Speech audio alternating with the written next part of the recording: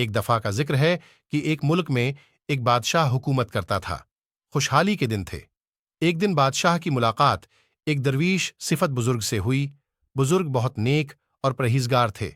بادشاہ ان سے بہت عزت سے پیش آیا اور ملاقات کے آخر میں اس نے فرمائش کی کہ مجھے کوئی ایسی چیز، تعویذ، وظیفہ وغیرہ لکھ کر دیں جو انتہائی مشکل میں میرے کام آئے۔ بزرگ خاموش رہے، لیکن بادشاہ کا اصرار بڑھا تو انہوں نے ایک کاغذ کے ٹکڑے پر کچھ لکھ کر دیا اور کہا کہ اس کاغذ کو اسی وقت کھولنا جب تم سمجھو کہ بس اب اس کے آگے تم کچھ نہیں کر سکتے، یعنی انتہائی مشکل میں۔ قدرت کا کرنا ایسا ہوا کہ اس ملک پر حملہ ہو گیا اور دشمن کی فوج نے بادشاہ کی حکومت کو الٹ پلٹ کے رکھ دیا۔ بادشاہ کو اپنی جان کے لالے پڑ گئے اور وہ بھاگ کر کسی جنگل میں ایک غار میں چھپ گیا۔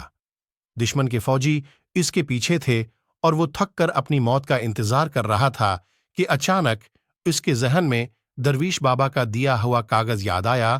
اس نے اپنی جیبیں ٹٹولیں۔ خوش قسمتی سے وہ اس کے پاس ہی تھا۔ سپاہیوں کے جوتوں کی آہٹ اسے آتی سنائی دے رہی تھی۔ اب اس کے پاس کاغذ کھولنے کے سوا کوئی چارہ نہ تھا۔ جب اس نے وہ کاغذ کھولا تو اس پر لکھا تھا، یہ وقت بھی گزر جائے گا۔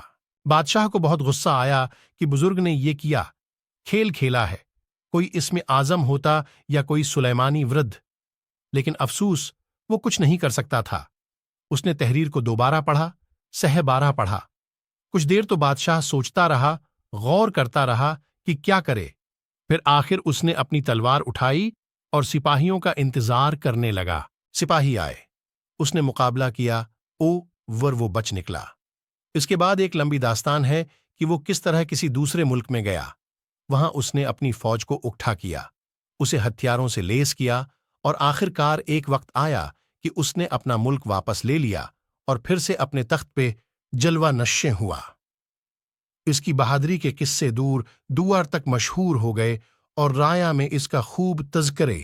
اتنا بول بالا دیکھ کر بادشاہ کے دل میں غرور پیدا ہوا اور وہ اپنی شجاعت پہ اور سلطنت پہ تھوڑا مغرور ہوا ہی تھا کہ اچانک اس کے دل میں بزرگ کا لکھا ہوا فقرہ آیا کہ یہ وقت بھی گزر جائے گا۔